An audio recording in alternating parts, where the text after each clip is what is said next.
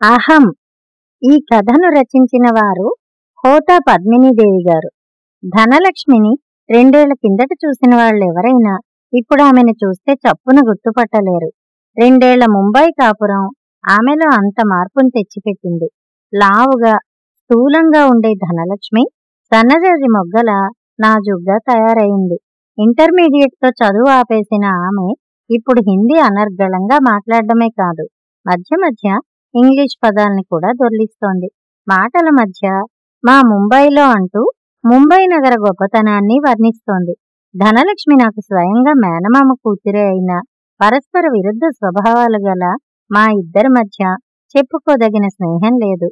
ఆ మాటకొస్తే మా అమ్మపై మామయ్యకి ప్రేమాభిమానాలున్నాయని నేను అనుకోను. ఆయన మా ఇంటికి ఎన్నిసార్లు వచ్చాడో వేళ్ల మీద లెక్క పెట్టవచ్చు. మా అత్తయ్య ఆయనకి తగిన ఇల్లాలు. ఎప్పుడైనా వాళ్ళిద్దరూ మా ఇంటికొచ్చినా ముళ్ల మీద కూర్చున్నట్టు కూర్చుని ఇబ్బందిగా ఒక అరగంట మాతో గడిపి వెళ్లేవారు. వాడు బిజీగా ఉంటాడే, వాడు చేసే ఉద్యోగం అలాంటిది అంటూ మా అమ్మ మావయ్యని సమర్థించేదో తనకి తాను సర్ది చెప్పుకునేదో తెలీదు. తను మాత్రం మావయ్య ఇంటికి నెలకోసారి వెళ్ళొచ్చేది. ధనలక్ష్మికి మా మావయ్య రక్తం ఒక్కటే కాదు, అహాన్ని కూడా పంచాడు. అది పెరిగి పెద్దయ్యేసరికి వాళ్ళ నాన్న సిరి సంపదలతో పాటు దానిలోని అహం కూడా పెరిగిపోయింది.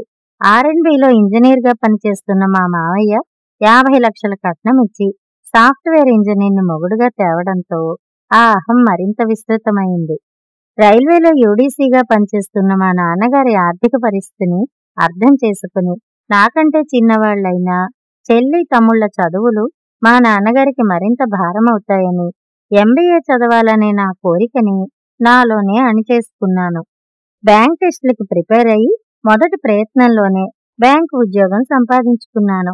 మా నాన్నగారు నా పెళ్లి ప్రయత్నాల్లో ఎక్కువ కష్టపడకుండానే స్టేట్ బ్యాంక్లో క్యాషియర్గా పనిచేస్తున్న శేఖరంతో నా పెళ్ళయింది. మా ఇద్దరికీ ఉన్న ఊళ్ళోనే ఉద్యోగం కావటం వల్ల నాకు మళ్ళీ ధనలక్ష్మిని చూసే అవకాశం కలిగింది. ఒక సాయంకాలం ధనలక్ష్మి మా ఇంటికి వచ్చింది. ఖరీదైన వర్క్ చీర, ఒంటి నిండా నగలతో ఆధునికంగా అలంకరించుకుని ఉంది.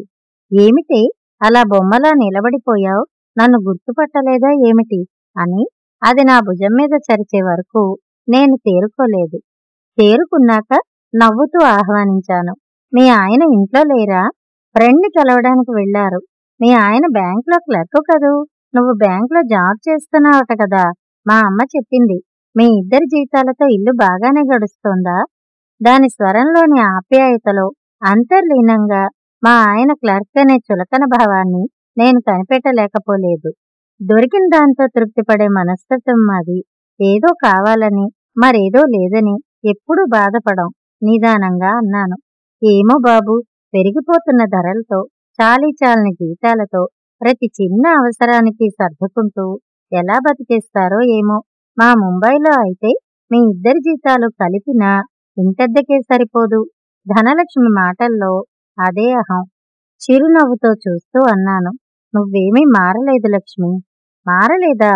సన్నబడి నాజుగ్గా తయారయ్యానని అందరూ అంటున్నారే. నువ్వు సన్నబడ్డావు, కానీ నీలోని అహం లావయింది మనసులోనే అనుకున్నాను. తను సన్నబడి నాజూగ్గా తయారవడానికి స్లిమ్మింగ్ ఎక్సర్సైజులు ఎంత కష్టపడి చేసిందో చెప్పుకొస్తుంటే ఓపిగ్గా విన్నాను.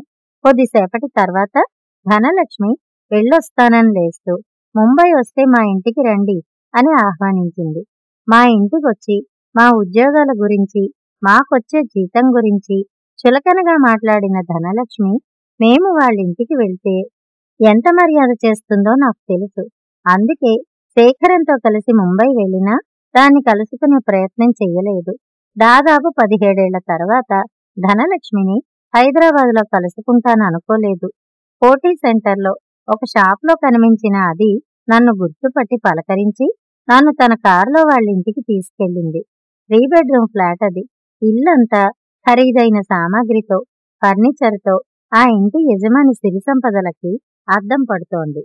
మనం కలుసుకుని చాలా ఏళ్లయింది. మీ వారికి ఇక్కడికి ట్రాన్స్ఫర్ అయిందా అడిగాను. మా ఆయన ముంబైలో ఉద్యోగానికి రిజైన్ చేసి దుబాయ్ వెళ్లారు. ఆయనకి అక్కడ పెద్ద ఉద్యోగం వచ్చింది.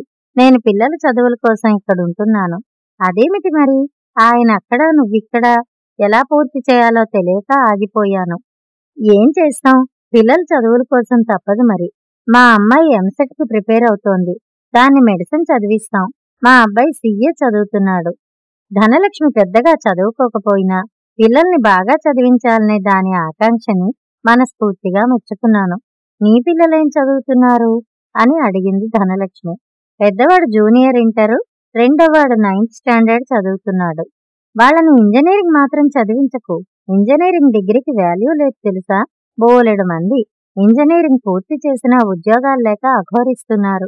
హాయిగా బీకాం చదివి బ్యాంక్ పరీక్షలకు ప్రిపేర్ అయితే ఏదో ఒక ఉద్యోగం వస్తుంది. అవును, నువ్వు మీ ఆయన ఆఫీసర్లు అయ్యారటగా? మీ అమ్మ చెప్పింది. ఎంత బ్యాంక్ ఆఫీసర్ అయినా లక్షల జీతం ఇవ్వరుగా. ఈ సిటీలో 2 పిల్లల్ని చదివిస్తూ బతకడం ఎంత కష్టం. మా ఆయన నాకు నెలకి ₹1,00,000 పంపిస్తుంటేనే నానా ఇబ్బంది పడుతున్నాం. మా అబ్బాయికి నాకు చెరొక కారు, మా అమ్మాయికి స్కూటీ, వాటి పెట్రోలుకే బోలెడు ఖర్చు.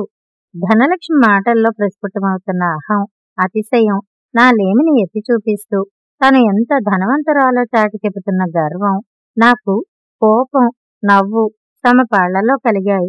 నువ్వేమీ మారలేదు ధనలక్ష్మి అన్నాను చిరునవ్వుతో. మరేమిటనుకున్నావు? నన్ను చూస్తే 2 టీనేజ్ పిల్లలకి తల్లినంటే ఎవరూ నమ్మరు. నా వయసు వాళ్ళు చాలా మంది అమ్మమ్మల్లా అయిపోయారు. నా అందాన్ని కాపాడుకోవడానికి ఎన్ని జాగ్రత్తలు తీసుకుంటానో తెలుసా? అందం అంటే శారీరకం కాదు పిచ్చిదానా, మనోసౌందర్యం ఇంకా ముఖ్యం. నీ అందాన్ని కాపాడుకోవడానికి జాగ్రత్తలు తీసుకున్నావు, కానీ నీ మనసుని స్వచ్ఛంగా అందంగా ఉంచుకోవటానికి ఒక్క జాగ్రత్తైనా పాటించావా? అహం, గర్వం, నీకంటే తక్కువ వాళ్ళని చూస్తే చులకన భావంతో నీ మనసు మురికి పట్టిపోయింది. ఆ మురికిని శాళనం చేసే ప్రయత్నం చెయ్యి. అప్పుడు నీ ముఖ సౌందర్యం మరింత ఇనుమడిస్తుంది.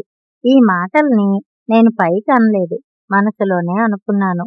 మీరు రజనీ కదూ? దాదాపు నా వయసే ఉన్న ఆమె నన్ను పలకరించడంతో పార్కింగ్ ప్లేస్లో ఉన్న నా స్కూటీ దగ్గరికి నడుస్తున్న నేను ఆగిపోయాను. చిరపరిచితమైన ఆ ముఖాన్ని చూస్తే ఆమె ధనలక్ష్మేమో అనిపిస్తోంది.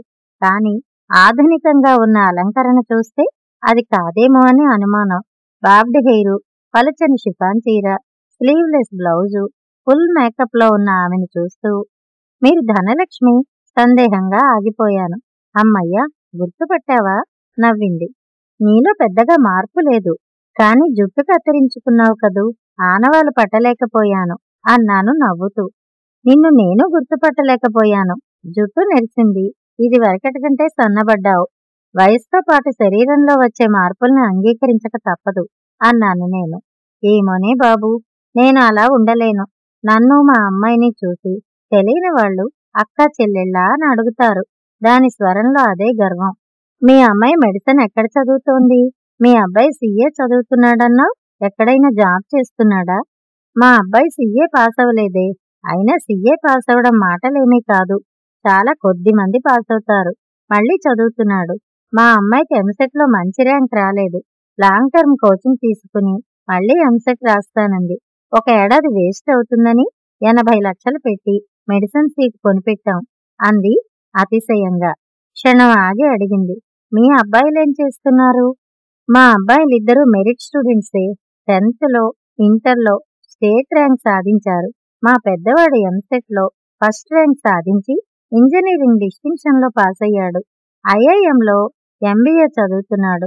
చిన్నవాడు CA సెకండ్ ర్యాంక్లో పాస్ అయ్యాడు. మాలాంటి వాళ్ళం పిల్లలకిచ్చే ఆస్తి చదువే కదా. అందుకే వాళ్ళ భవిష్యత్తుకు బంగారు బాట వెయ్యాలనే లక్ష్యంతో అహర్నిశలు శ్రమించాం. మా సంకల్పానికి భగవదనుగ్రహం తోడయింది అన్నాను.